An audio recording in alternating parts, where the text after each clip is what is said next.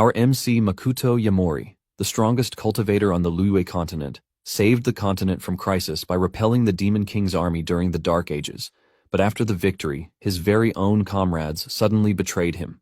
Right before his death, Makoto vowed to drag every last traitor that betrayed him to the depths of hell. But just when he thought everything was lost, Makoto was reincarnated in another world as a college student born to the prestigious Yamori family. However, the Makoto of this world is weak, useless, and has already been cast out by his family like trash. Makoto opens his eyes to find a group of people staring at him with curiosity. As he tries to grasp his surroundings, someone insults him, calling him useless trash for fainting during a test. Another student chimes in, reminding the first that Makoto has already been disowned by his family, making him unworthy of the title young master. Nearby, a blonde girl urges the school genius Kitama to return to his test, expressing her excitement for him to break another record. Kitama confidently agrees, and together they walk back, side by side. The teacher then instructs the other students to head back to continue the physical fitness test. As everyone walks away, ignoring Makoto, a sudden rush of memories overwhelms him.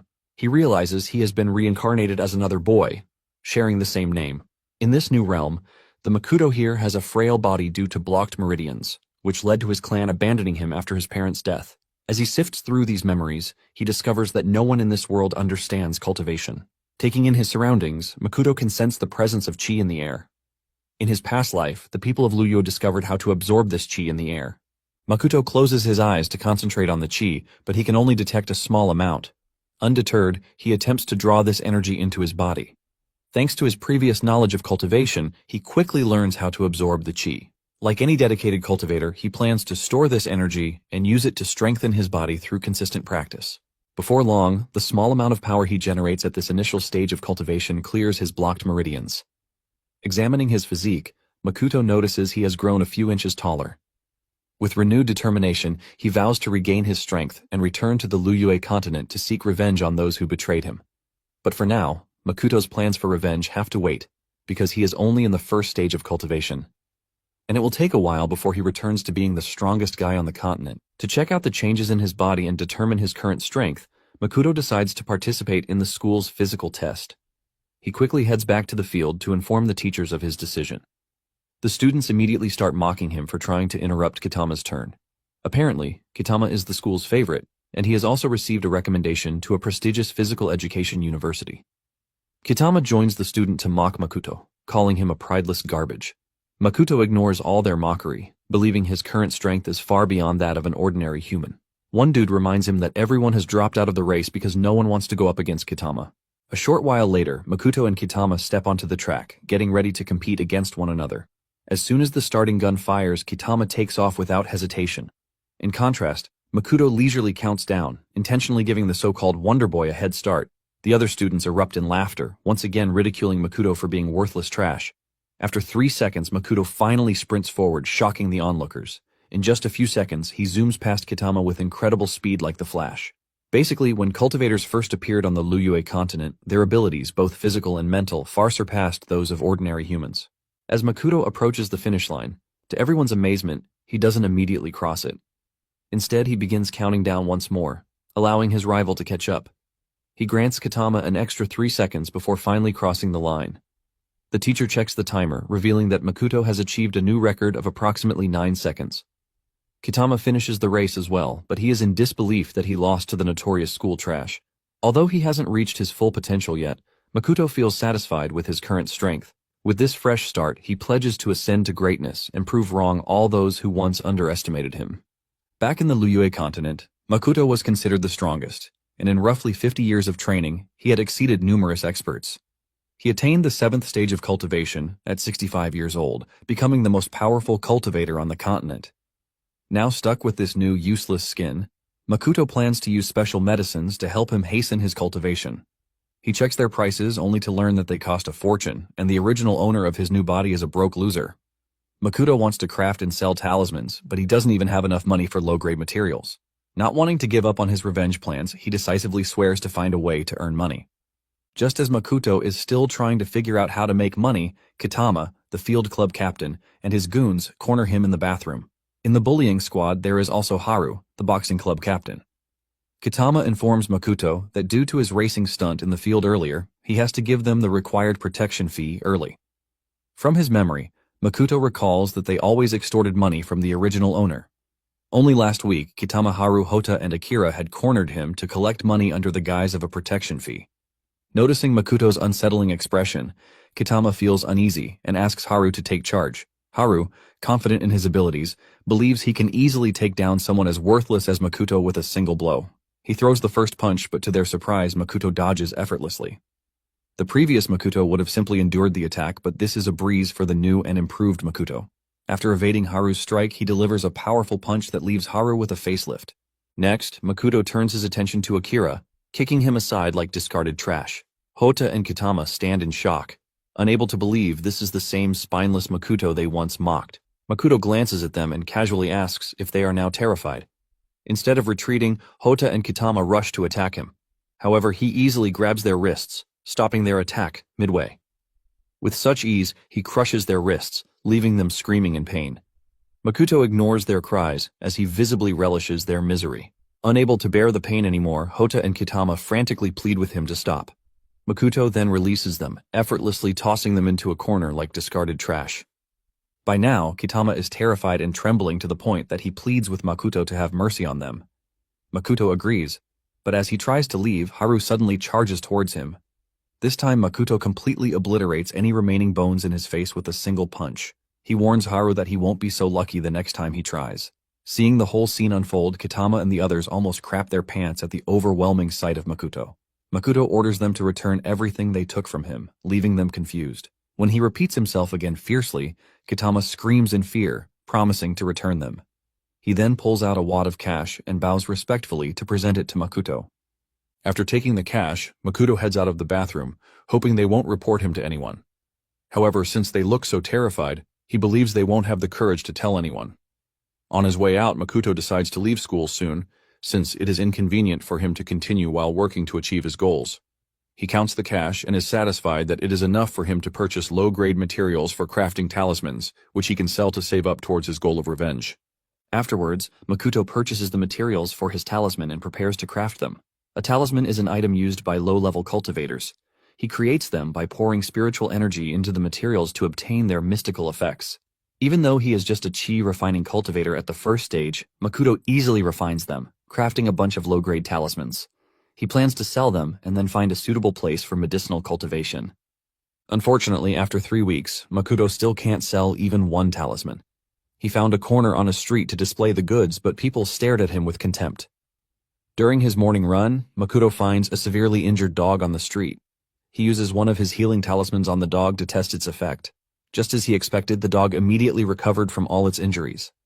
The dog wags its tail, barking happily at Makoto, but it suddenly turns hostile when two people approach, arguing.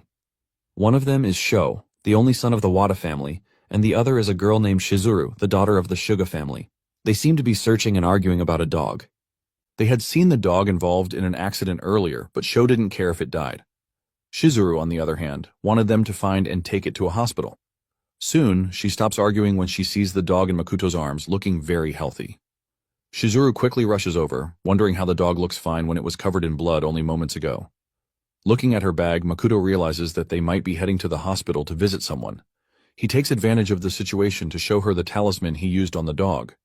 Makoto tries to advertise his goods, but Sho angrily barks at him, calling him a scammer. Shizuru dismisses Sho's rambling and turns to Makoto, asking if the talisman can help someone in a vegetative state. In response, Makoto presents a spirit-cleansing talisman designed for repair and regeneration.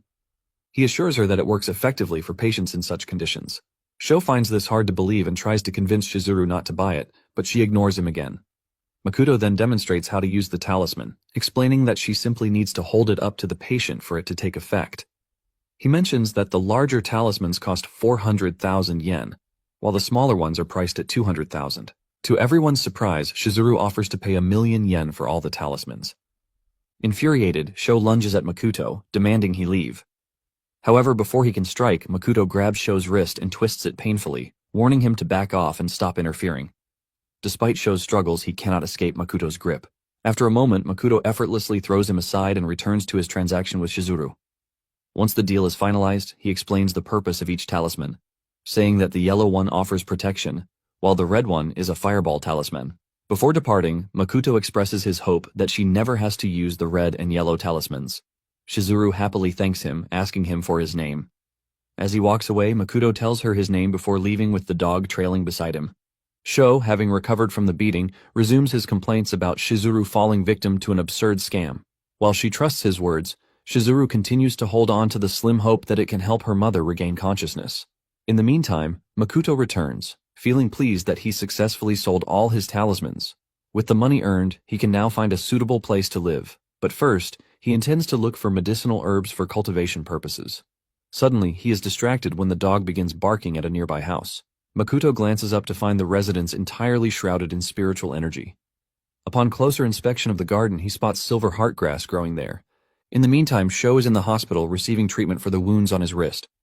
As the nurse treats his wounds, Sho continues to rant angrily, vowing to destroy Makoto next time.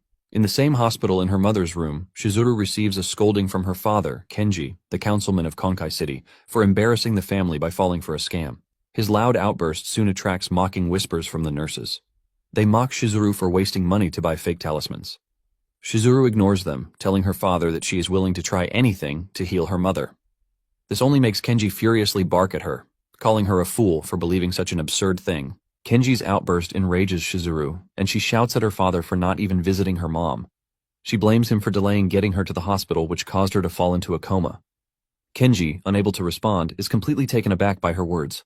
Shizuru continues, claiming her father would just move to the next woman when her mother dies. Now Kenji is furious and almost slaps her, but he stops midway. He turns to leave, expressing his disappointment at how insolent she has become. Before leaving, he informs her that a nurse will be coming to pull her mom off life support. Shizuru protests the decision, and grabbing her mom's hand, she presses the talisman into it. Suddenly, a bright light bursts from the talisman, and to her shock, her mother rubs her hair, calling out Shizuru's name. The whole thing also catches Kenji's attention, just as he is about to step out. Shizuru's mom, Yoko, looks at her daughter, remarking how she has grown thinner. Kenji then dashes out of the room to call a doctor. On getting outside, he shouts at the top of his lungs happily, informing everyone that his wife has awakened. The shocked doctor and nurse rush inside to run a few tests on Yoko. After the tests, the doctor informs them that Yoko should return to her daily life in less than 2 years. Shizuru shows them the talisman, explaining that it healed her mom, but the doctor refuses to believe her. Sho has also arrived to witness the commotion and finds the whole thing unbelievable. The doctor orders the nurse to contact the award-winning Professor Suzuki for further tests. Still in disbelief, Sho is now beginning to see the possibility that he may have been totally wrong about Makoto. Ignoring all the doubting Thomases in the room, Shizuru and her mom happily embrace each other. Looking at the remaining talismans, Shizuru promises to repay Makoto if she ever meets him again. In the meantime, Makoto has successfully moved into the house shrouded in spiritual energy. He looks around, satisfied with his progress towards returning to the Luyue continent to destroy all those who betrayed him. With renewed determination, Makoto vows never to forgive the traitors. Makoto believes that the day of his revenge can only come sooner, when he reaches the Chi refining stage 11.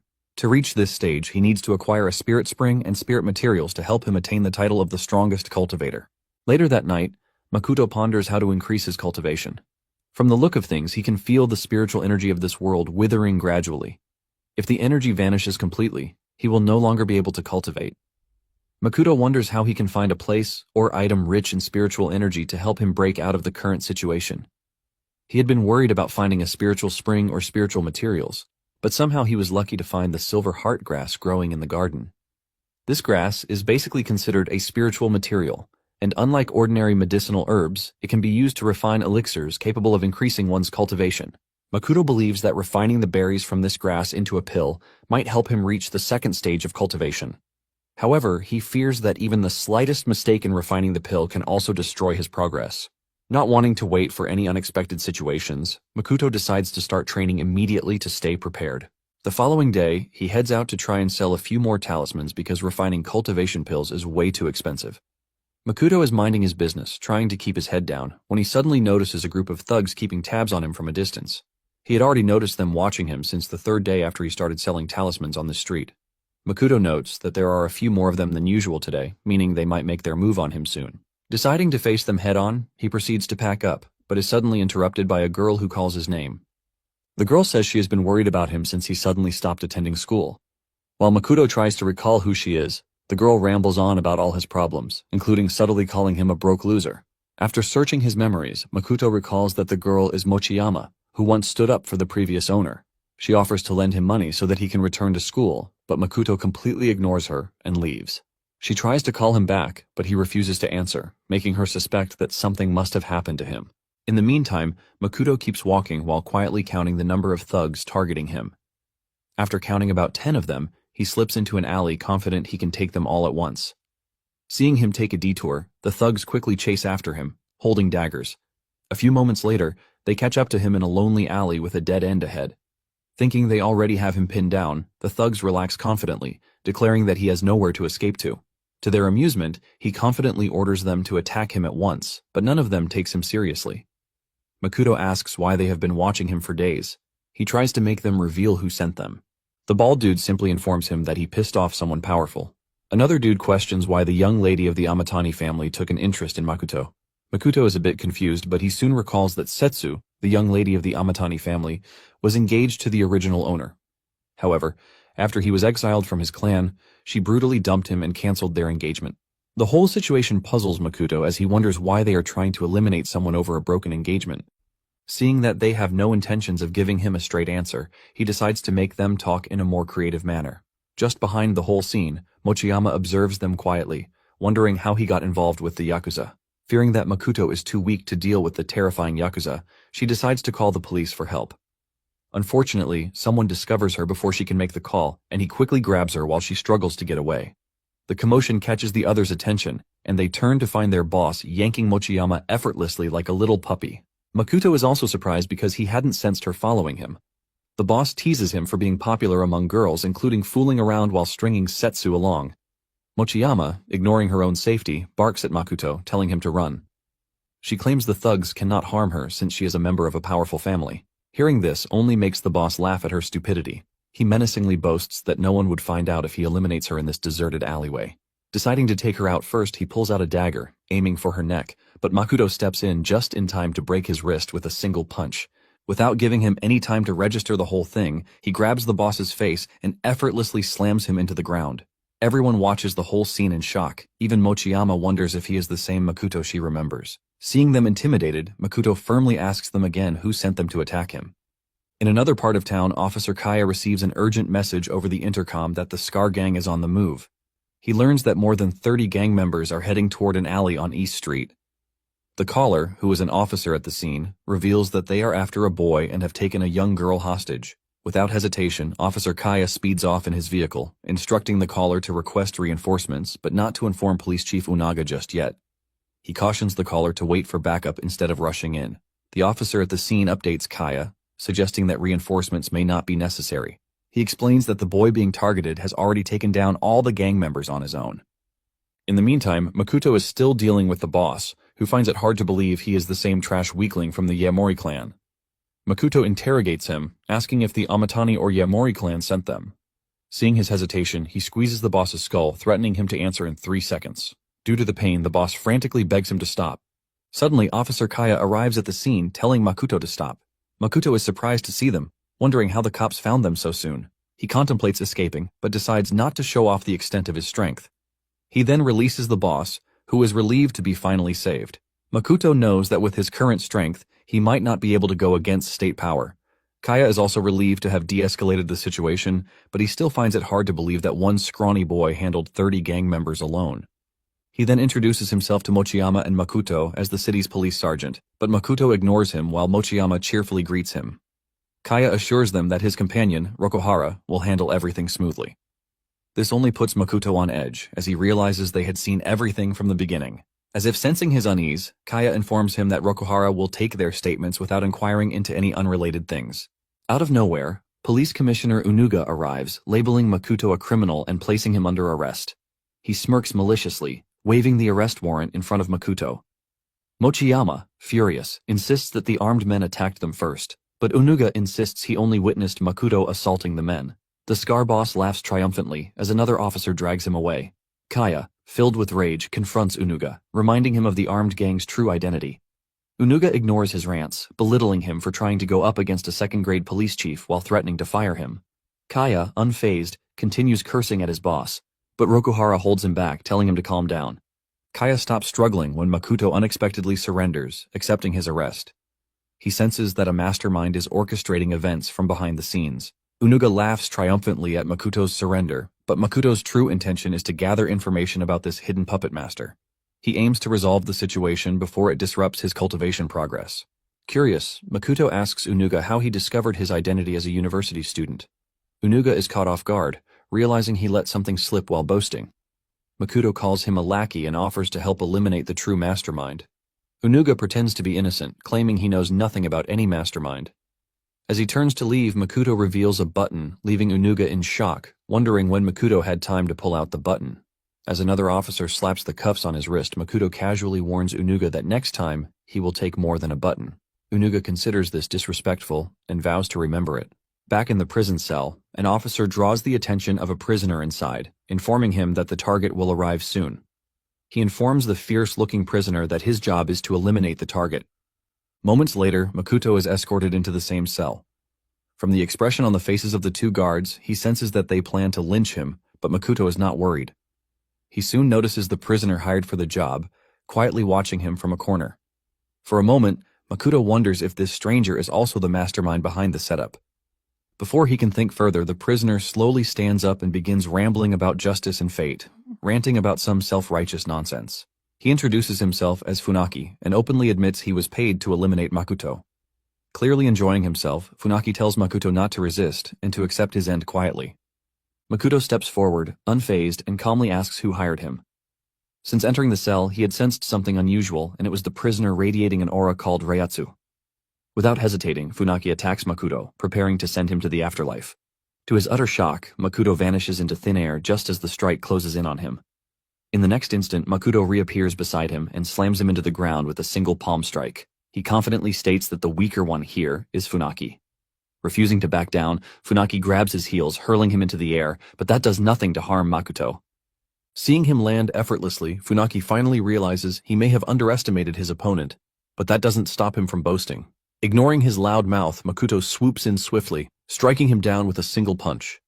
Funaki is shocked by the overwhelming power of the punch. Without letting him regain his composure, Makoto drops in from above to deliver the final blow. Funaki tries to block the attack, but Makoto's kick is just too powerful. Still not learning his lesson, Funaki angrily charges towards him again. Unfortunately for him, Makoto effortlessly dodges the attack and proceeds to sink a powerful punch into Funaki's abdomen, completely destroying him. This time, Funaki seems to have realized the huge gap between their strength as he cowers in the corner, wondering what just happened. Not planning to let him go, Makoto looms over him with a heavy and terrifying aura. He immediately smashes Funaki's head into the ground, demanding for the name of the puppet master. Makoto also demands to know where he obtained the Reiatsu from. Meanwhile, Unaga is in his office, still shaken up by his exchange with Makoto. He thunders while on a call, demanding to know what kind of monster they sent his way. The caller named Hashimoto assures him that Makoto is simply a weak trash abandoned by the Yamori clan. Unaga is a bit relieved to hear this and hopes they can eliminate him without any drama. Hashimoto confidently assures him that he has sent rioters who came out of Ryuta to handle him. He further promises to recommend Unaga to Lord Aima for promotion as the district police chief. Unaga agrees and reminds Hashimoto not to forget this promise. In the prison cell, Funaki remains tight-lipped, refusing to reveal any secrets despite enduring severe beatings. Makoto admires his discipline. Funaki tells Makoto that he underestimated him, prompting Makoto to wonder if there are other cultivators in the world. Funaki recounts his encounter with an old monk in Ryuta a few years ago, who could effortlessly manipulate chi to split a tree in half. The monk gifted him a bottle of divine water, instructing him to dilute it before use. After following these instructions for several years, Funaki's body transformed into an extraordinary form. From this story, Makoto realizes that the divine water Funaki mentioned is likely Reiatsu or spirit liquid. He contemplates whether he can also find a spiritual spring in Ryuta. Basically, spiritual springs form in areas with a high concentration of spiritual energy. Over time, this energy gradually transforms into spirit liquid, eventually creating a spring. On the Liyue continent, even a small amount of this spirit liquid is considered rare and valuable due to its potency and usefulness for cultivators. Makoto asks Funaki why someone as powerful as him would involve himself in the struggles of ordinary people. Funaki reveals that he needs a substantial amount of money for his child, who is suffering from ALS. He further explains that he had tried to use the divine water on his son, but it did not work. To earn enough money to keep him alive, Funaki had to earn quick bucks by accepting this deal. After contemplating the illness for a moment, Makoto offers to help cure the boy. He explains to Funaki that the divine water is actually spirit liquid, also called reiatsu, which can be harmful to ordinary people. While regular spiritual energy may not pose a threat, the concentrated nature of spirit liquid can do more harm than good for the sick boy. He further adds that spirit energy can be used properly by a special technique. He shows Funaki the healing talisman he previously used on the dog, and to illustrate its power, Makoto uses it on him. To Funaki's astonishment, the talisman instantly heals all his injuries. Holding the talisman triumphantly, Makoto gives Funaki an ultimatum to either reveal the identity of his employer or face death. Without hesitation, Funaki discloses that he was hired by someone named Hashimoto. Elsewhere, Hashimoto, the owner of the Kozan Club, just finished a call with Unaga. With a cheerful demeanor, he turns to a battered girl bound before him and asks if she would like something to eat or drink. Unable to respond, she can only cry and struggle. Hashimoto steps closer, forcing her mouth open and extracting a tooth with a small shear. As the girl screams in agony, he laughs maniacally. Their torment session is interrupted when a butler enters to inform him that Lord Aima is seeking an update on the Makoto situation. Satisfied with his little plaything, Hashimoto casually tells the butler that someone is already addressing the issue. He plans to visit the police station to check on the progress, as he already considers Makoto dead meat. He then instructs the butler to reassure Lord Aima to remain calm and wait for his good news. Back at the prison, Makoto and Funaki seem to have come to a truce. In gratitude for the healing talisman, Funaki presents Makoto with a pendant containing concentrated spirit liquid. This excites Makoto, as even a small amount sprinkled on silver grass will yield fruit instantly. Once he processes these fruits into chi pills, he can quickly use them to advance to the second level of cultivation. He expresses his thanks to Funaki, who cautions him that Hashimoto will keep hunting him. Funaki warns that anyone who falls into Hashimoto's trap rarely escapes unscathed. Unfazed by this warning, Makoto confidently proclaims that he will handle Hashimoto. Meanwhile, Shizuru arrives at Neihai University to find Makoto. She had seen his photo and discovered that he was the infamous discarded trash of the Yamori clan, so she tracked him all the way to his school. Shizuru still can't believe that Makoto is a junior at her school. She quickly heads to the president's office to learn more about him. The president of Neihai University just happens to be Jin, Mochiyama's uncle. Inside his office, Mochiyama is involved in a heated argument with President Jin. She wants him to help save Makoto, but Jin has no plans of getting dragged into such a shitstorm. Mochiyama, however, refuses to back down, as she blames herself for Makoto's arrest and involvement with corrupt cops. She struggles to make her point while Kumono, an instructor at the university, tries to hold her back. She assures Mochiyama that Makoto will be released soon. Just then, they all turn around to see Shizuru arriving at the scene. She immediately asks them if they're talking about Makoto. Back at the police station, Kaya is raising hell in Onaga's office about his corrupt practice. They have been chasing Scar and his gang for years without any progress, but now Onaga is just letting them slip away freely. Onaga casually informs Kaya that accusing a superior without evidence is a felony. Kaya, refusing to back down, angrily states that the chief is planning to do something suspicious behind the scenes. Unfortunately, he has no evidence to back his bogus claims. Just as the two men prepare to engage in a stare-down, Mochiyama and Shizuru burst into the office with Rokuhara behind them, attempting to stop them. Mochiyama angrily points at the chief, telling Shizuru that he was the person who falsely accused Makoto. Unaga quietly studies Shizuru, wondering about her identity. From the information he received, Makoto has no significant backing from any powerful families. Reassuring himself that Makoto is just garbage, he confidently informs them that they can't release a criminal suspected of robbery and assault. Kaya angrily protests the charges, demanding to know when all that happened. Onaga informs him that it involves a secret investigation, so he cannot reveal anything to them. Mochiyama angrily declares that locking up Makoto while releasing Yakuza members is plain corruption. Unaga, unfazed by her threats, warns her to leave or face arrest for obstruction of justice. Just as he is about to make a call, Shizuru quietly sits down and, crossing her leg like a boss, she dares him to make a move. Unaga then orders his subordinates to throw them into a holding cell. He announces that they are being detained on suspicion of being accomplices of Makoto. He goes further to suspend Kaya for harboring criminals. Kaya, as usual, barks in protest, while Shizuru remains calm. Hearing Shizuru call the charges bogus claims, Unaga laughs with satisfaction, and then decides to make her sentence heavier for insulting a government official. Shizuru simply questions whether he is receiving any special favors from someone for arresting Makoto. Seeing his scheme about to be exposed, he stammers, trying to hide his discomfort with the questions. Shizuru then asks if Makoto's situation can be resolved with some money. Unaga has relaxed once again, telling her that Makoto ended up this way for pissing off powerful people. He further adds that Shizuru and Mochiyama will also end up with the same fate. Unaga shamelessly cooks up a pretty convincing scenario of how he can simply eliminate them, including Kaya. He boasts that he can blame Kaya's death on the girls and then blame their demise on taking down 2 criminals who assaulted and eliminated a police officer. After hearing such a convincing script, Kaya and Mochiyama are visibly shaken, but Shizuru remains unbothered. To their shock, Shizuru asks someone named Director Ogi, who was already on a call with her, if he heard everything the corrupt chief said. Director Ogi confirms that he heard everything, leaving Unaga extremely terrified. Shizuru sits back down confidently, asking him if he needs her to introduce herself again. From the other end of the line, Director Ogi reads out Unaga's charges and even mentions that he threatened the family member of a council member. For all his atrocities, Unaga is immediately suspended pending interrogation into his crime. Director Ogi also informs them that he will be arriving at the office to join them soon. After absorbing everything, Unaga sinks into his chair, still shaken, and wondering which council member's family he had offended. To answer his questions, Shizuru then reveals that she is the young lady of the Suga family of Neihai City. It is at this very moment that Unaga realizes he messed up big time. Meanwhile, back in the prison cell, Makoto is still reeling over his new gift from Funaki. The amount of spirit liquid stored inside it is quite small, so he reasons that it can only be used once. His senses perk up as he senses someone approaching, and Makoto turns around, surprised to see Shizuru and Mochiyama standing there. At this point, Hashimoto has learned that all his plans have been thwarted. In a fit of rage, he starts smashing objects in his home, frustrated that one henchman is near death while the other is headed to prison. After destroying a few vases, he contemplates his next move, realizing that failing the Ima family mission could put his own life at risk. Refusing to back down, he decides to send his bodyguard, whom he believes is the best person for the job. He orders the bodyguard to bring Makoto back alive, vowing to eliminate the trash with his own hands.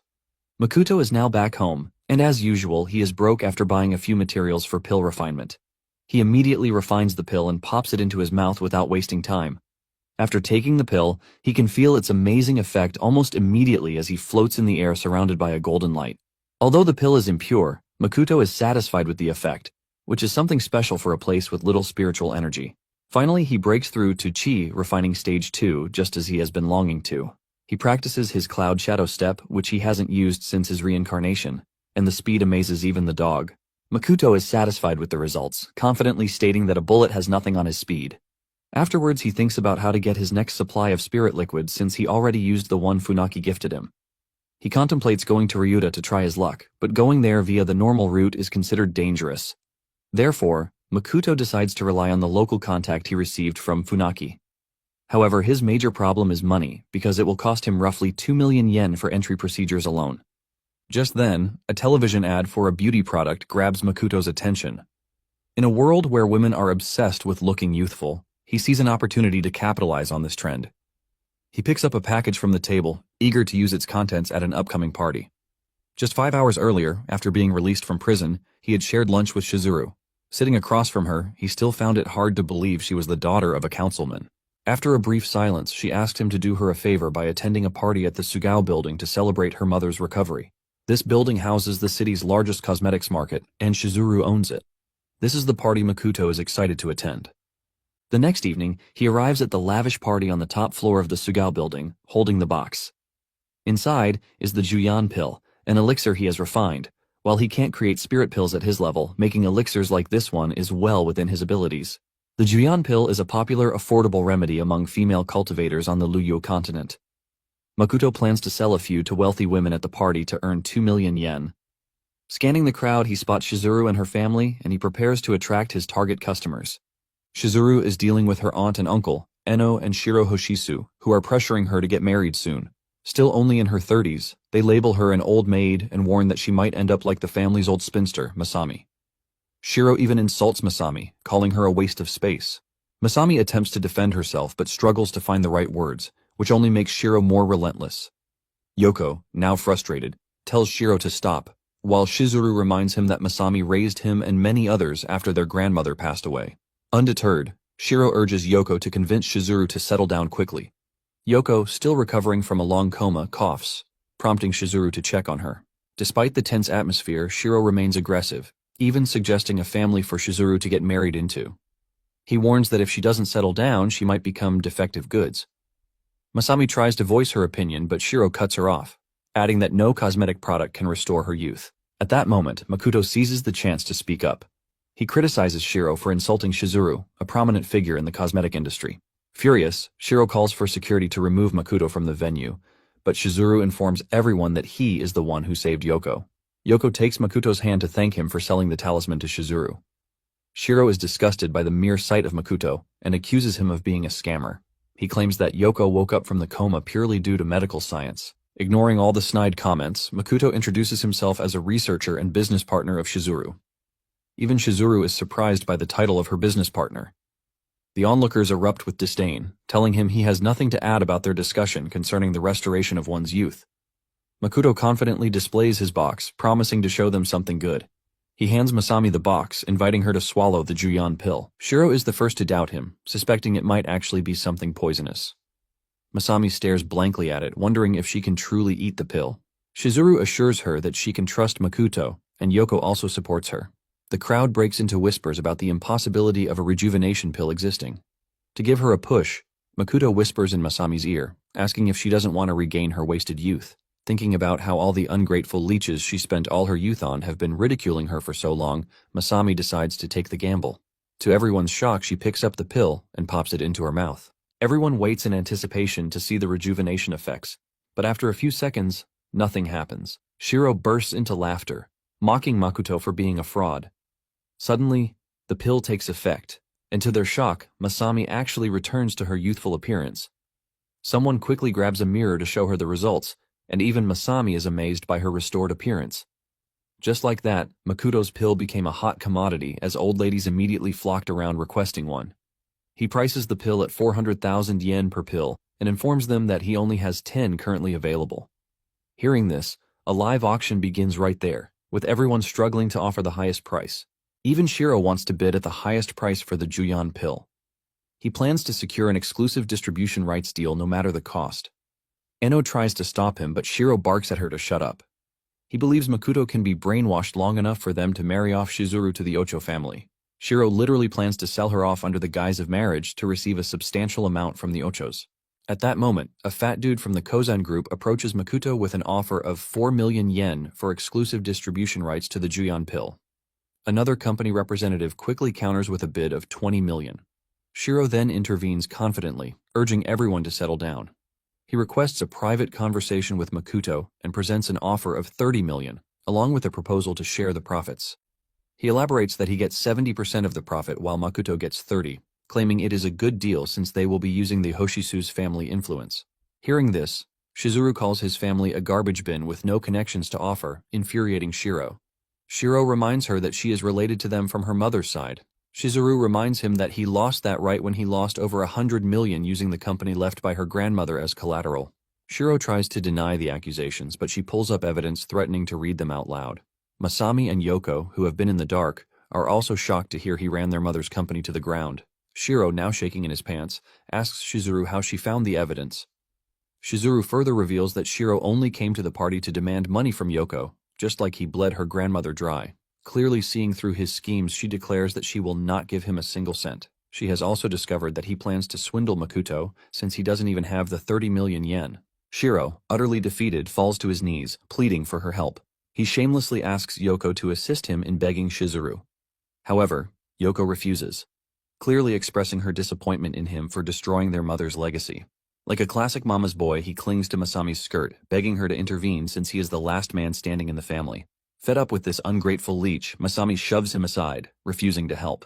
In the end, Shiro is confronted by the very group of women he has always looked down upon.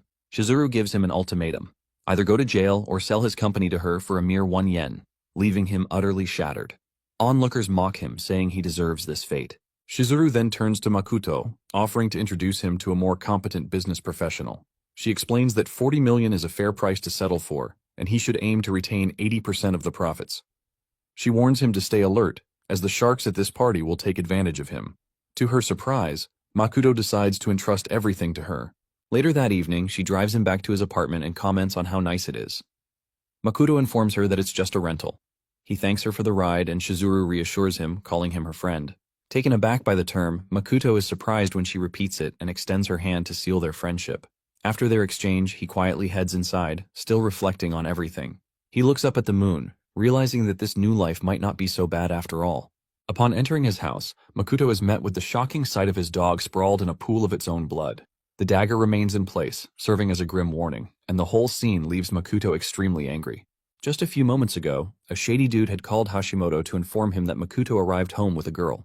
To make Hashimoto taste despair, they plan to capture Shizuru. Hashimoto even boasts on the phone about the warning they left inside his house. Makoto rushes inside quickly to check on the dog, and thankfully, it was still breathing. Hoping the healing talisman can heal it, he removes the knife and places the talisman on the dog. Meanwhile, an intruder lurks in the shadow just right above, observing Makoto. He suddenly charges down, preparing to attack him from the back. To his shock, Makoto swiftly vanishes with his dog and reappears behind, slamming the intruder into the ground with one kick. More assassins soon appear at the scene, wondering what just happened.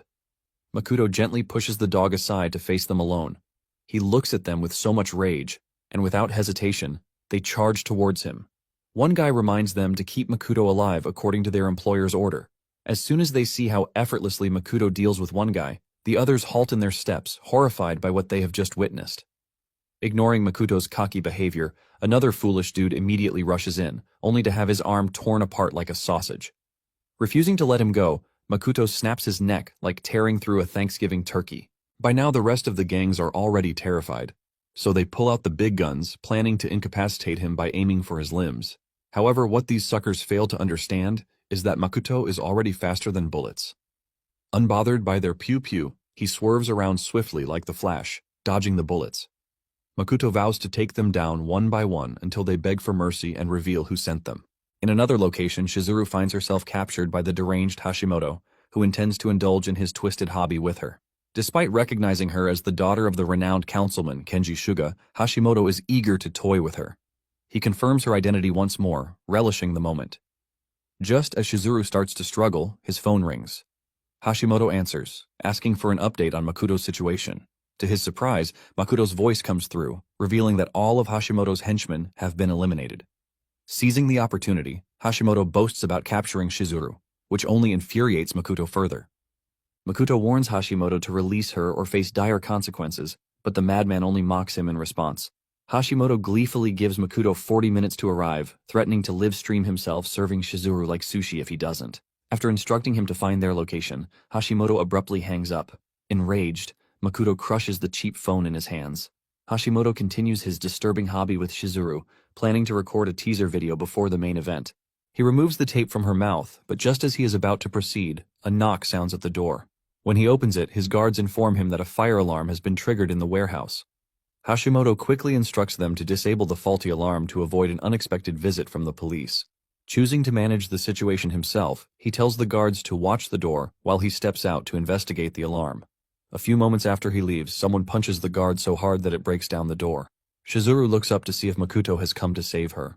Just an hour ago, Funaki arrived at Makoto's address to deliver a letter of introduction to Ryuta, but he couldn't reach Makoto by phone. He double-checked the address to ensure he was in the right place. At that moment, he overheard someone telling Hashimoto that Makoto had returned home with his girlfriend. From the conversation, he learned that 6 assassins were waiting to ambush Makoto inside the house. He also saw them force an unconscious Shizuru into a vehicle. Funaki quietly observed the scene from a corner. Once the vehicle left with Shizuru, he hopped on his bike to follow, planning to send the coordinates to Makoto later. Upon arriving at a private mansion, Funaki finally managed to reach Makoto. He informed him about Shizuru's capture and the mansion's location. Makoto was taken aback and questioned how Funaki had gathered this information. Before the call, he had been interrogating one of the assassins for answers, beating him just enough to send him to the brink of death, then using a healing talisman to revive him for more torture. With no time to lose, Makoto asked Funaki to help rescue Shizuru. After making the request, he vowed to personally drag Hashimoto to the underground. This request prompted Funaki to trigger the fire alarm earlier, distracting Hashimoto from the room. He waited for Hashimoto to leave before confronting the guards who were complaining about their shitty boss. Funaki waltzed towards them like Aquaman, ignoring all their questions. It was then that he had attacked them, using the force from the attack to break down the door. Shizuru, who seemed to be out of it, had called Makoto's name, thinking he had come to save her. However, it was only Funaki carrying out Makoto's request to rescue her. Funaki hoists her up like a dead weight and bolts from the scene before Hashimoto can return. He reaches a door leading to the back garden where the car is parked and pushes forward, hoping to escape before anyone catches up. Just as he reaches for the handle, a bullet tears through his thigh. The impact sends him crashing to the ground with Shizuru in his arms.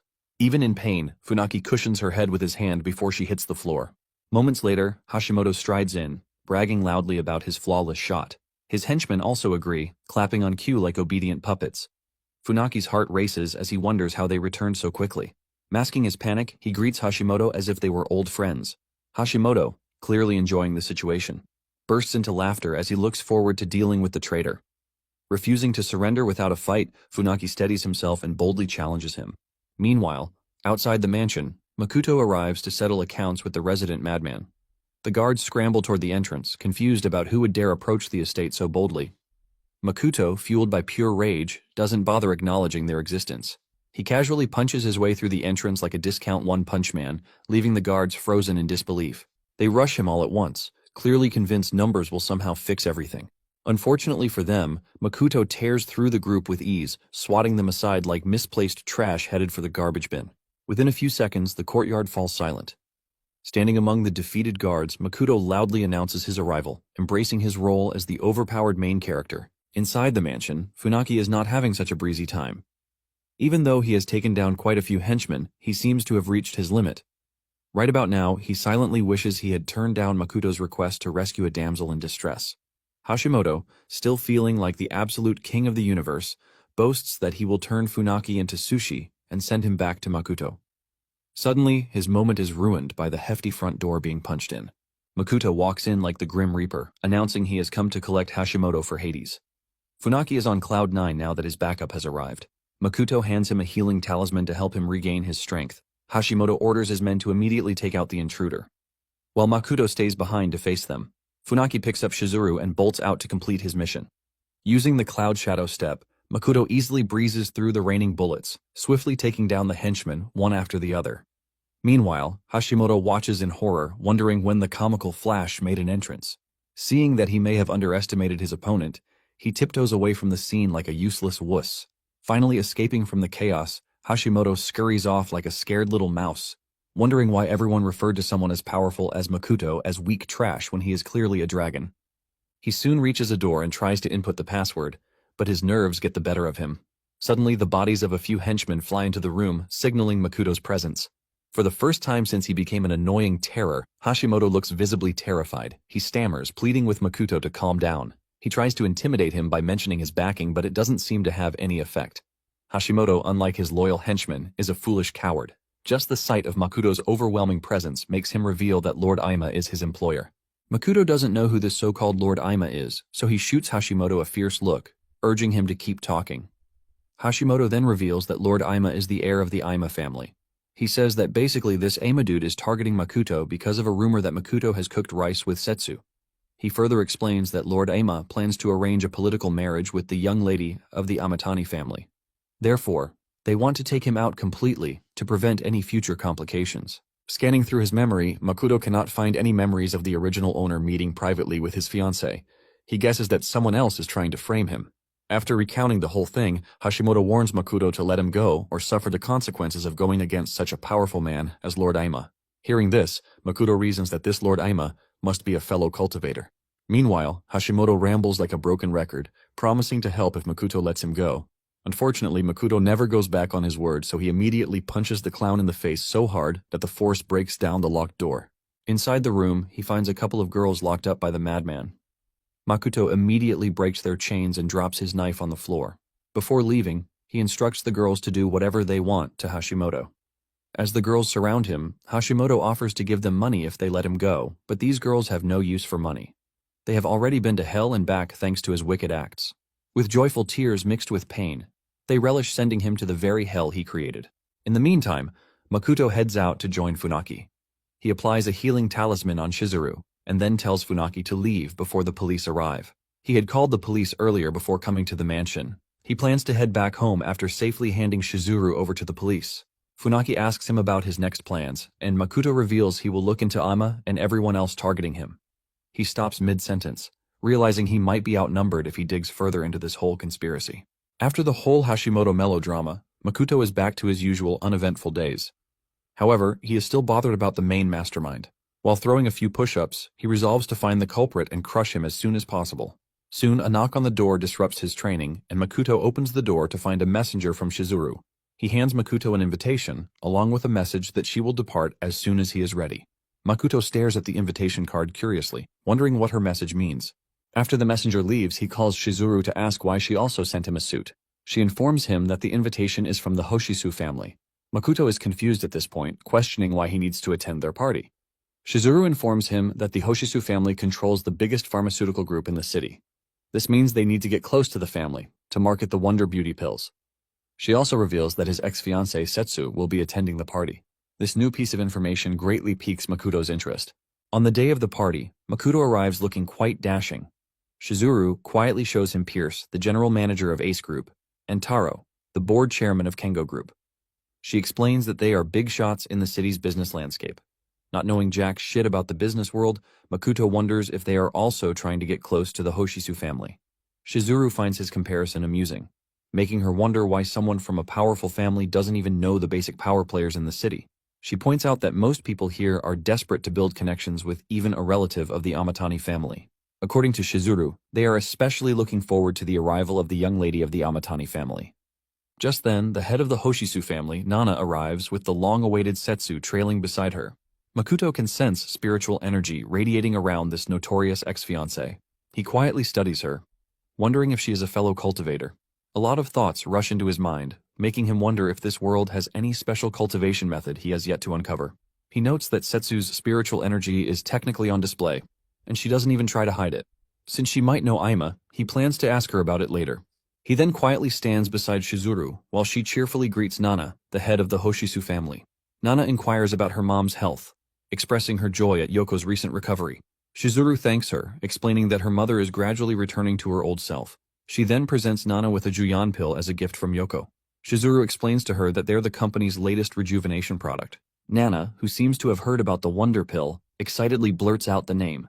The nearby guests break into surprised whispers, discussing the outrageous price of the pill. Setsu immediately casts curious glances at the box. Nana examines the pill, expressing her appreciation for such a high-level spirit pill. She praises the person who refined the pills. Studying it further, she notes that it doesn't have any seals, making her ask Shizuru about its creator's identity. Shizuru immediately introduced Makoto as the pill refiner and her business partner. Both Nana and Setsu are surprised when Makoto introduces himself. Nana gleefully reveals that she used to carry him when he was a baby. She praises him for his skills and curses at the Yamori clan for being dumb enough to dump such a talented young man. Setsu immediately cautions her aunt to stop her from talking. She firmly explains that such a skill is useless to a noble family, adding that only one's cultivation level is useful. Setsu goes further, saying Makoto would have been ushered into the Amatani family if he had any useful cultivation. Hearing all these, Makoto finally realizes that the noble families of this world have already discovered cultivation. Nonetheless, it is still trash compared to the level practiced in the Liyue continent. After she finishes rambling, Makoto, subtly mocking him for being useless, Nana is still not convinced by Setsu's argument. She believes that Makoto has done something memorable by refining the Juyan pills. She then asks him about the master who taught him pill refinement. Makoto thinks about it for a second, and his mind wanders to someone from his past life. With no other options, he responds to her, saying he has no master. Makoto explains that he only took up pill refinement as a hobby. Right when he is about to ask them something important, some loudmouth struts in like a peacock on display, wishing Nana a happy birthday. The guests cast curious glances, wondering who he is. Someone chirps in that the loud guy is actually Joe Aima, the heir of the Aima family. A sense of dread fills Makoto as he comes face to face with his notorious pursuer. Sounding like some self-righteous arsehat, Lord Aima exchanges pleasantries with Nana. Like a classic lecher, his eyes soon land on Shizuru, and Nana introduces her to him. From his side eye, Makoto watches Lord Aima's greedy eyes, basically ogling Shizuru. Lord Aima then introduces himself to Shizuru, and like a perfect gentleman, he stretches his hand to shake hers. Already fed up with the whole scene, Makoto quickly grabs his hand, saying he has heard a lot about the famous heir of the powerful family. Lord Aima, pretending not to know Makoto, asks who he is. Although surprised by his pretense, Makoto wonders how long Lord Aima can keep pretending not to know him. According to his investigation, Aima is a cultivator, and Makoto wants to test that theory by using his spiritual energy to search for any trace of cultivation on him. Basically, cultivators can suppress this energy to hide their strength. The only exception is when they are unable to store spiritual energy, so the waves are never released. By releasing his own spiritual energy, Makoto plans to channel it into Aima's meridians to confirm if he is truly a cultivator. A few moments after searching, the result comes up empty, meaning Aima has no trace of spiritual energy in his meridians. This discovery surprises Makoto, making him wonder if Aima is not actually a cultivator. He soon forgets himself and grips Aima's hand too tightly, prompting him to quickly withdraw his hand in pain. Aima then hastily returns Makoto's greeting before ignoring him like sour milk to face Setsu. Makoto is still confused about why he couldn't sense any energy fluctuations on this dude. He didn't even feel any hint of killing intent in his brief exchange with Aima. Afterwards, everyone settles down to enjoy dinner. A butler soon announces that everyone should gather in the hall after their meal for a dance party. A few moments later, the dance party begins, but Makoto can't concentrate on anything. He has been thinking about Hashimoto and whether he lied about Aima being a cultivator. Meanwhile, Shizuru scans the hall for Makoto while avoiding countless invitations to dance. Someone even whispers to the last man she rejects that there is no way the daughter of the prestigious Suga family would dance with a nobody. He adds that Shizuru is high maintenance and that even powerful families struggle to gain her attention. While the dude is still rambling on about it, his friend points in the direction of Shizuru, basically begging to give Makoto her attention. The whole scenario of Shizuru inviting him to dance with her leaves everyone in shock, including Setsu. Somewhere outside, Aima heads to his car, and before entering he warns the guards that no one is allowed to come near his vehicle. Inside the car, the guards can hear strange noises coming from inside. The guards start whispering among each other, wondering why he is always alone in the car with one of his bodyguards. Another dude chirps that all the chosen personal bodyguards of Aima eventually start acting strange and even end up not recognizing their own family. From their conversation, it is revealed that Lord Aima changes bodies every few days like tissue paper. Also, each swapped-out bodyguard usually acts like a totally different person. According to the rumors, one even disappeared completely. Meanwhile, inside the vehicle, the bodyguard slaps Aima, cursing at him for trying to hold another woman's hand in front of Setsu. Aima, with a panicked expression, frantically apologizes for messing things up. Suddenly, spiritual energy starts radiating from a ring on the bodyguard's finger. His face warps unnaturally, transforming into the real Lord Aima. He reveals that he only kept the fake double because of his slight usefulness. He then threatens to end the dude if he makes another mistake like today. A few moments later, Lord Aima steps out of the vehicle and invites two guards to follow him into the banquet hall. One of the guards stares suspiciously at the car, wondering what on earth happened to the other person inside.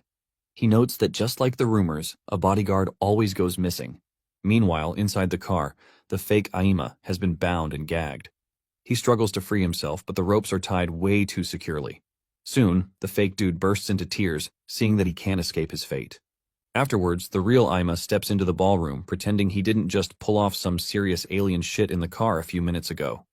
He cheerfully calls out to Setsu, but she is too engrossed with jealousy from watching her ex and his new beau dancing together. In fact, the whole hall seems to be focusing on Makoto and Shizuru. Aima follows her gaze to see what is holding her attention.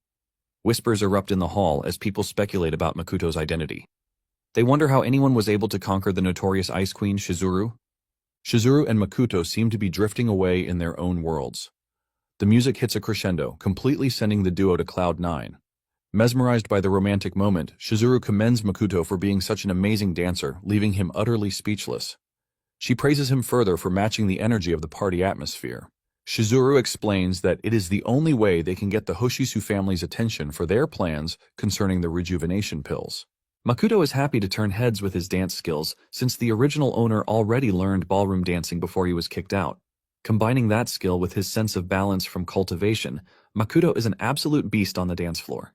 Nana, impressed by what she just watched, asks Setsu if she knew that Makoto could dance. Always the sore loser, Setsu simply mocks him for being a useless commoner despite his dancing skills. Nana teases her, pointing out that she caught her watching them so intently during the performance. Aima also joins the conversation, prompting Nana to ask if he truly doesn't know Makoto. Aima assures her that they are only meeting for the first time today. However, Nana finds this claim rather suspicious. She wonders how the heir of a powerful family has not learned about this widespread rumor. Aima, trying to throw her off, cooks up some flimsy excuse, which Nana completely ignores. She muses over Makoto's talent for pill refinement. From her tone, he senses that she is trying to raise Makoto to the next level. Aima is threatened by this, and he stares at her with a sinister expression. Aima curses Nana under his breath. He only lets her run wild because of Setsu. He then sets his sights on Makoto, also cursing him quietly.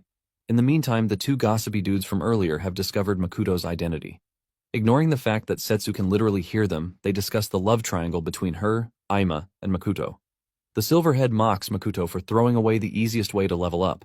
The blonde dude chimes in that the only path to redemption for the Yamori trash is for him to simp over Setsu. They also speculate that Makuto must be at this party to get closer to her. Setsu is fed up with all the trash talking and excuses herself from the table. Nana insists she stay longer, but Setsu claims she needs to rest. Instead of leaving quietly, she suddenly stops to confront Makuto. Makuto, clearly minding his own business, is confused by the whole scene. She barks at him like an angry Karen, warning him to discard his ugly thoughts about using her influence to restore the Yamori family. Makuto is even more confused and just stares at her as if she were an escaped loony. She turns to leave, telling him to use the money from pill refinement to focus on his life instead of trying to climb high places with a woman's influence. Makuto calmly questions her, asking which of them truly needs that advice. Setsu is even more surprised when he comments on her unstable spiritual energy. He had noticed earlier how it was leaking out due to poor control. According to Makuto, she likely forced herself to absorb spiritual energy to accelerate her cultivation. He warns her that such reckless methods only harm the body in the long run. Studying her closely, Makuto states bluntly that her body has already reached its limit. Still looking down on him, Setsu wonders how a nobody like him can correctly analyze her situation. Makuto then reveals that he can help her fix the problem, but Setsu refuses to believe him. However, he is unbothered, since she stands to lose if she chooses not to believe him. Setsu cowers in fear when he warns her that she might be running out of time. He draws closer, offering to strike a deal with her if she can hand something to Aima for him. Meanwhile, Aima, seething with rage, watches them from a distance. After the party, Shizuru and Makuto run into Nana, who shows interest in the Juyan pill, and invites them for a private chat. They walk through the garden together, and Makuto presses her for her real motives. Nana chuckles and asks him to call her auntie. Makuto refuses since he is no longer a member of the Yamori family. Hearing this, she remarks that he and Setsu are similar. Nana recounts that Setsu also lost her parents and became a puppet of the Amatani family. Her uncle is the puppet master, deciding even her marriage partner. Luckily, she was recognized by a prestigious martial arts family. With their backing, Setsu received the opportunity to become a legendary cultivator. Nana further adds that unless Setsu can transcend the realm of a commoner, she will remain a puppet for her family. This whole gibberish about cultivators is simply confusing for Shizuru. Makuto, on the other hand, understands that one can only transcend the realm of a commoner by entering the third stage of cultivation. In the cultivator's world, the gap between the second and third stages is extremely huge. This means it is very difficult to move to the third stage. Makuto reasons that this must be why Setsu decided to take such drastic measures to quickly advance her cultivation. He wonders why Nana is even telling him all these things in the first place. Nana sadly reveals that she has been trying to cure Setsu's condition, but none of her remedies seem to work. She further explains that she found renewed hope when she discovered Makuto's Juyan pills. Shizuru cannot believe that the president of the Traditional Medicine Association trusts Makuto more than actual doctors. Makuto quietly reflects on Nana's words and the legendary cultivation brouhaha. He also notes that compared to the Liyue continent, the cultivation techniques here are crude. Snapping him back to reality, Nana declares that she is also interested in the Juyan pill distribution. Shizuru is excited because with the Hoshisu family's backing, their profits will skyrocket. Nana jokes with her, stating that she only likes money. After joking around for a bit, she pleads with them to help Setsu. She informs Makuto that Setsu had tried to rebel after their engagement was annulled. Makuto is stunned to hear this news. Just then, Aima catches up to pay his respects to Nana before leaving. He extends his hand to shake Makuto, hoping they can meet again sometime. Makuto grabs his hand to shake him back. He feels spiritual energy radiating through Aima the moment their hands touch. Makuto finds this strange because he hadn't sensed anything during their first encounter. After the exchange, Aima heads to his car, and a guard informs him that Setsu dropped a gift for him. Aima, happy to hear this, quickly opens the box to find an origami butterfly, leaving him confused. Unable to comprehend its meaning, he tosses it over to fake Aima, warning him not to open it without his permission. Reflecting on his meeting with Makuto, Aima still considers him the same weak trash. He then twists the spirit liquid ring again, declaring war on Nana and Makuto. The energy from the ring glows, turning him into a splitting image of Makuto. He grins wickedly, declaring to use Setsu to destroy Makuto and Nana. The fake Aima trembles like a wuss, and none of them even notice the origami glowing. At the top of a tall building, Makuto brandishes a glowing replica of the origami butterfly in his hand. He smiles with satisfaction, promising to meet Aima again soon. It is revealed that the butterfly origami is actually a tracking talisman, and right now, Makoto is using it to track Aima's location. The talisman stops outside a building, signifying that it has found the target. Confirming that the building actually belongs to the Aima family, he immediately jumps off to carry out his plans.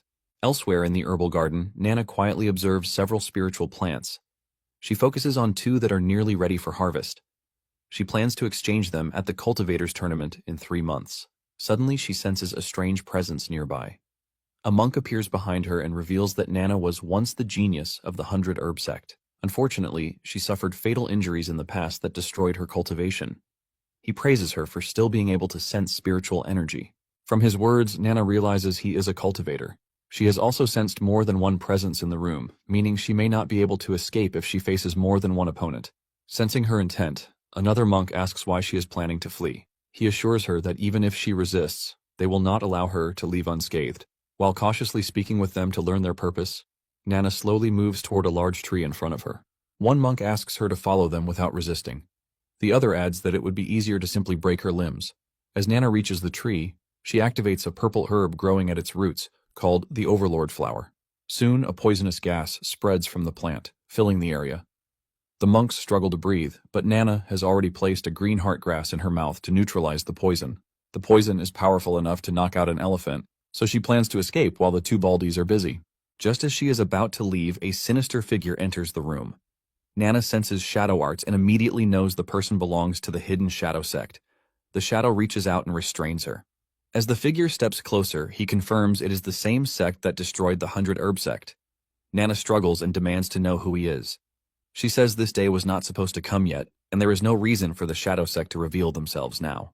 Then she turns and freezes because standing before her is Makoto. However, it is only Aima disguised as Makoto. Back at the Aima family building, Makoto hides in the shadows as the guards head out for a shift change. They argue about what to eat and joke about whether Aima is enjoying some premium meal inside. Once they leave, Makoto appears using the Cloud Shadow Step. He activates the tracking talisman to confirm he has reached Aima's room. Inside, the fake Aima slurps cold ramen while watching an old recording of himself. He wonders how his life ended up this miserable, being treated like a worthless servant just because he looks like Aima has pushed him to the edge. Thinking about the constant insults from the real Aima only makes it worse. Unable to resist, he opens the gift box, and the talisman suddenly activates, nearly giving him a heart attack. He senses someone behind him and spins around, only to find Makoto standing there, making him fall in a panic. Makoto recognizes him as the first version he met at the party and asks if he remembers. The fake nods, terrified, and tries to throw around the Aima name. Makoto shuts that down quickly and demands to know where the real Aima is. Later that day, just along Makoto's usual route, a group of Aima's henchmen waits patiently for their big moment. On the phone, they confidently assure Aima that they will crush Makoto's limbs and deliver him like a takeout. Right on cue, one of them spots Makoto walking toward them. Makoto, meanwhile, is lost in thought, oblivious of their presence. He is still reflecting on his discovery that a spiritual vessel exists in this world. This leaves him wondering if a fourth-level cultivator is backing the nobles of this world. Basically, a spiritual vessel is a special tool infused with spiritual energy during its creation, granting it unique abilities. The stronger the spiritual energy used during forging, the higher the quality of the vessel. However, such tools can only be crafted by fourth-stage cultivators. Makoto believes that forging spiritual tools in this world is impossible due to its weak spiritual energy. However, he now has reasons to believe that the Aima family might actually have their very own personal spiritual spring. Makoto decides to resolve his beef with Aima before heading to Ryuta to find a spiritual spring. Just then, he finally looks up to notice the mob waiting for him. They casually inform him that someone paid big bucks to capture him, but Makoto is unbothered. He gives them a fierce look, instantly making the leader uneasy. Shaking off his fear, the boss orders his men to attack. They rush Makoto like a flock of hungry chickens charging at feed. The boss watches confidently, convinced he brought seasoned fighters. Seconds later, his confidence evaporates. Makoto moves effortlessly, rearranging faces, dishing rhinoplasties, and giving out free bone adjustments. In moments, the entire group is down. The boss can only stare in horror as Makoto slowly turns toward him, demanding to know who hired them. The next day, Setsu and her team work non-stop at Nana's house, trying to piece together what happened. One of the men shows her surveillance footage of two monks suddenly appearing. Although the video cuts off abruptly, the guard confidently concludes that Nana must have been kidnapped. He then shows another clip featuring a third attacker, and Setsu freezes when she sees Makoto's face. Furious, Setsu immediately heads to Makoto's address. Outside the apartment, a bandaged man stops her and politely asks if she has an appointment. She ignores him, demanding to see Makoto. The injured man quietly leads her inside. As Setsu follows, she notices several rough-looking men tending to the garden. On the rooftop, Makoto is relaxing, while the mob boss from the previous day obediently serves him. In fact, all the bandaged men appear to be Aima's henchmen, who failed to ambush him earlier. Moments later, Setsu storms in, angrily demanding that Makoto release Nana. Makoto stares at her in confusion, unaware of what she is talking about. She accuses him again of kidnapping her aunt. When he still looks lost, Setsu pulls out a tablet and shows him the surveillance footage. Makoto immediately recognizes that the person in the video is using a spiritual vessel to impersonate him. He quickly realizes that Aima staged this to drive a wedge between him and Setsu. As Setsu begins releasing spiritual energy, preparing to fight, Makoto calmly tells her that he was never at Nana's house at 1 in the morning. To prove it, he tells her to question Aima's henchmen, and the revelation makes Setsu relax. The mob boss then shows her his chat history with Aima, explaining how they were hired to capture Makoto. Finally convinced, Setsu asks how they plan to explain the footage. Makoto responds by showing her a video he recorded earlier of the fake Aima. He did it to save evidence of Aima's schemes. Setsu watches the video as Yasuhiro confesses to playing Lord Aima's body double. He explains that he is usually just a guard, but he attended the party earlier as a stand-in. Yasuhiro reveals that Lord Aima uses a ring to impersonate anyone, a revelation that completely shocks Setsu. Makoto then explains to her the whole concept of spiritual vessels. He adds that Aima plans to have her eliminate him on the suspicion of Nana's kidnapping. Hearing this, Setsu angrily storms out to confront him, but Makoto stops her from blowing things up. He warns that Nana might be in danger if they make any rash moves. Setsu asks how he expects her to tackle the issue since she doesn't just plan to leave things as they are. Makoto lets her know that they can turn the tables on him using his own schemes.